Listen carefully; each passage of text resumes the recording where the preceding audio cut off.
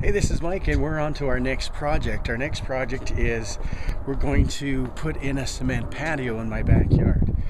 We've actually already dug it out and we got rid of the dirt, and we've got some gravel down there, some rough gravel, and we're getting ready to pour it. So we're already into the job of it, but just to kind of give you an idea, I think you can catch up really quickly on where we're at.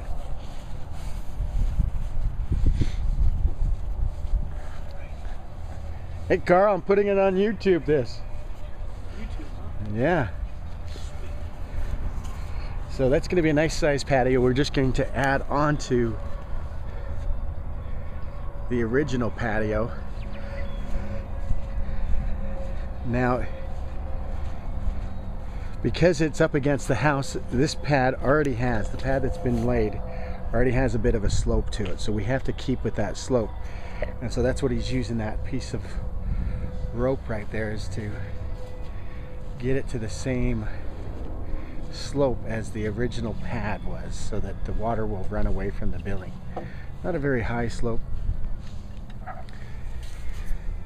So about 4 inches of cement.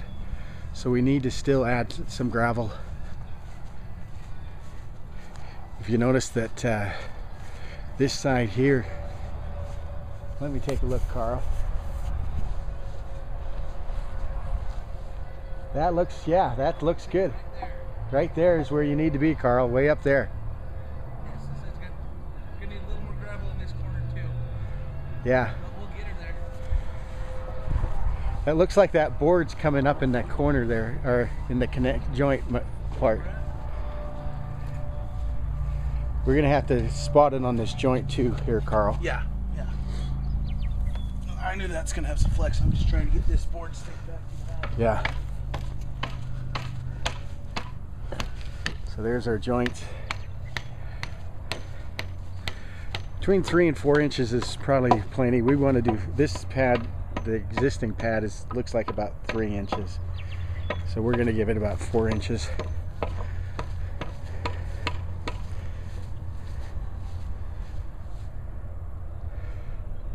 So that is the beginning of our big patio. Mike, can you give me a hand with this? You bet. So here we are, and we've pretty well got enough gravel on this one side.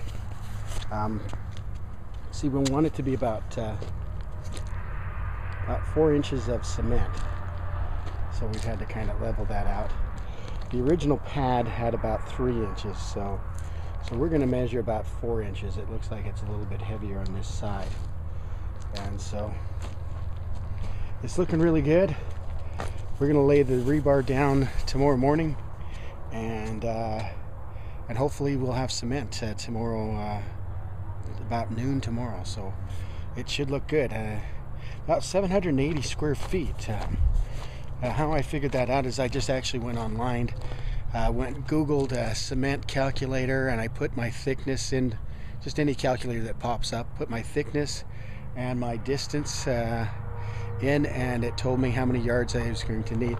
It's telling me right now about 7.5 yards to have a 4-inch thick patio, and so we are going to order that tomorrow. And I'm just telling, when I called up, I'm going to talk to the concrete company, and I'm going to tell them exactly my dimensions again, so they can run the numbers. And the other thing is I'm using it for a patio, so that they, I think there's different types of cement. So I'm going to try and paint a good picture for them so they can help me figure out what would be best for me. I am not going to water my lawn tonight, and in fact it's going to be quite dry because cement trucks are quite heavy, and they're going to have to back onto this lawn tomorrow.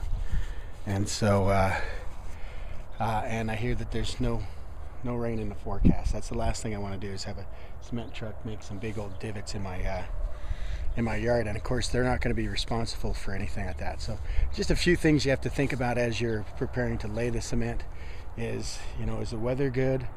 I would rather postpone laying cement than having bad weather. In fact, my yard, those guys, or not my yard, but my front cement was laid in the cold weather, and they did not cover it well enough so that there was frost, and so the top layer of the cement is peeling back right now. So we want to definitely do it right. We don't want to ever have to do this again, and we're excited to have a nice gigantic pad for all of our family and friends to enjoy the summer with. And so just stay in touch, and we're going to continue with each step of the process of actually making a cement patio.